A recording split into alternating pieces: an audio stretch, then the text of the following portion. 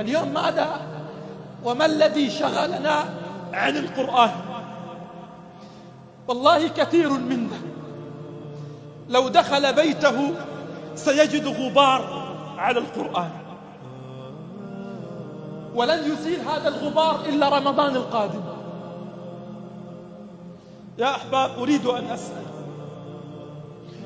كلنا نحمل هواتف، هل الواحد منا يجد غبار على هاتفه؟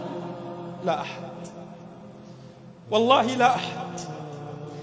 اذهبوا إلى المصاحف في المساجد، لا أقول في البيوت، لا أقول في البيوت، اذهبوا إلى المصاحف في المساجد، والله ستمسح الغبار عنها، والله ستمسح الغبار عن المصاحف في المساجد. أما جوالاتنا لا نكاد نجد غبار عليها.